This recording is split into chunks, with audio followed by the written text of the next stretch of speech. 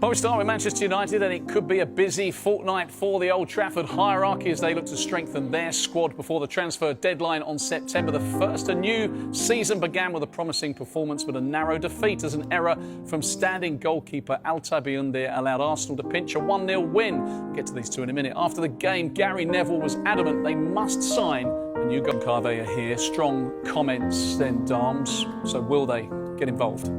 It's easier said than done. It's going to be really difficult in the final 2 weeks for Manchester United to recruit a new goalkeeper. I think there was talk earlier in the transfer window that Manchester United could go in for a goalkeeper amid, like, a lot of rumours about Andre Onana's future, but then Andre Onana actually got injured in pre-season and he was set to be out for 4 to 6 weeks. So any kind of move during the transfer window and the early part of the window was going to be completely ruled out. And then, publicly at least, Ruben Amorim, before and after the game against Arsenal, has publicly said that he is happy with his goalkeeping department. He's happy with the three keepers that he's got there in Tom Heaton, Altay and Andre Onana. And there was that talk, because he picked India, was Onana dropped because Onana was fit? He insists it wasn't a dropping at all. He basically said he was fit, but he's hardly trained as compared to the other goalkeepers. He's hardly had any game time compared to the other two goalkeepers. And so he made that choice to choose India over Onana. Now, if an offer was to come in for Onana, there hasn't been one yet, but if there was, then maybe the landscape can change. But as I mentioned to you, 2 weeks today is deadline day. This is not going to be very easy to do, both in and out. Yeah, Donnarumma, of course, one of the best goalkeepers in world football. He's available, Garve. Surely there are multiple Premier League clubs interested in this man. I think they may be interested in him, but there has been no contact between, for instance, Manchester United or Manchester City and Donnarumma's representatives. I think what needs to happen is, for instance, Manchester City would need to sell a goalkeeper before they were to make a move for somebody like Donnarumma, and it's the same situation at Manchester United.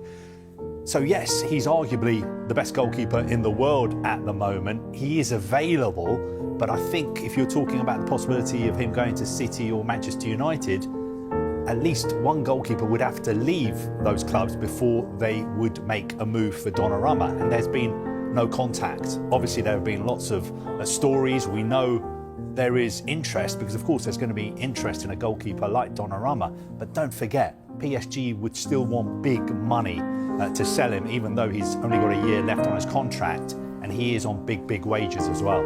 I think that one other thing to say about Donnarumma as well, I think there might be a bit of brinkmanship between PSG and Donnarumma the later we get in this transfer window, because on the one side, PSG know he has to play. This is the World Cup next summer. He wants to be playing regular first-team football ahead of Italy's participation in the World Cup. But he's not going to do that with them. Well, no, because they brought in a new goalkeeper in Lucas Chevalier, and he's their #1 goalkeeper. Carve mentioned the wages he's on. I just wonder, the later we get into this transfer window, the later we get and the closer we get to deadline day, is there going to be a possibility whereby PSG might even loan Donnarumma out just to get the wages off the books, because the high wages that he's on, they could save between 15 and 17 million pounds for that year. And people will say, well, he's only got a year left on his contract, how can he go on loan? Well, he could.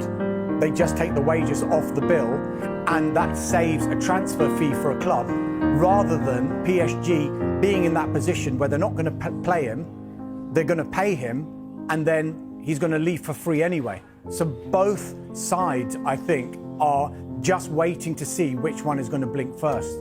OK, we'll watch the space on Donnarumma. Another man who could be on the move is Eberechi Eze. 2 weeks to go. Closing on a move away, Carve?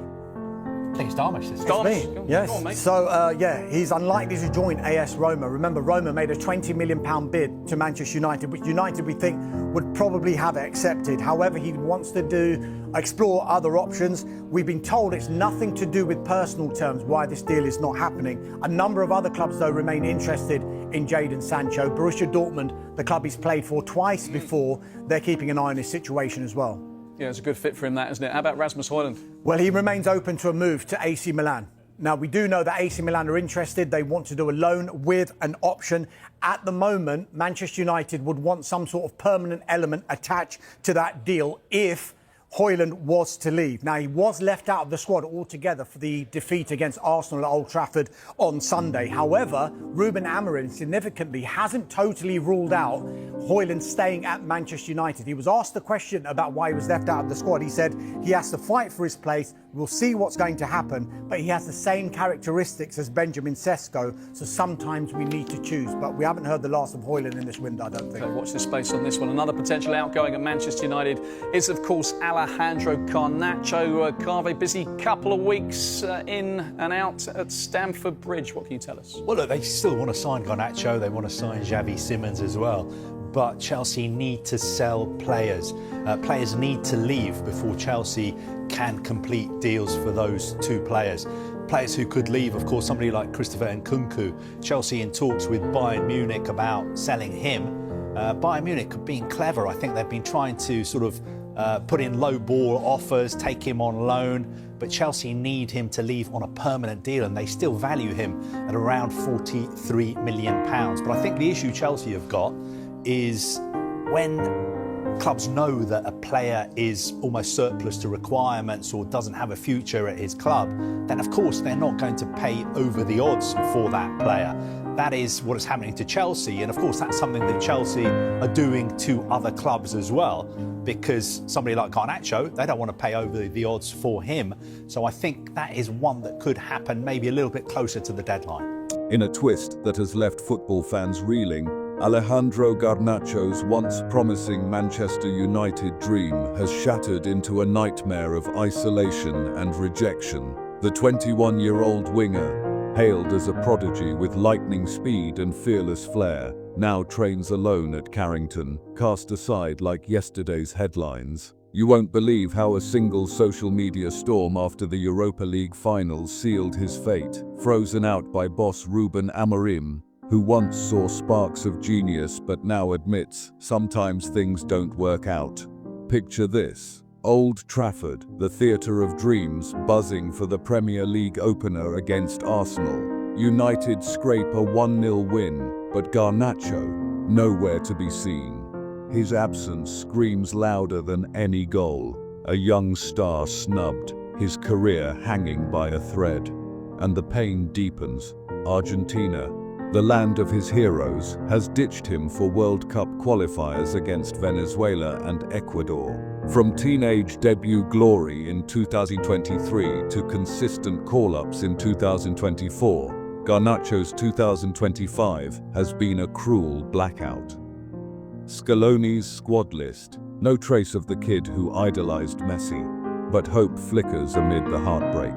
Chelsea are circling like sharks, negotiations heating up for a blockbuster transfer before the window slams shut. Garnacho's already inked personal terms. Could Stamford Bridge be his redemption? Amorim's poignant pre-season words echo the emotional toll. He's talented, but he wants a different leadership. It's a gut-wrenching saga of clashing egos, lost connections, and football's brutal reality. Will Garnacho rise from the ashes, or is this the end of a United legend in the making? Fans, brace yourselves, the drama's just beginning.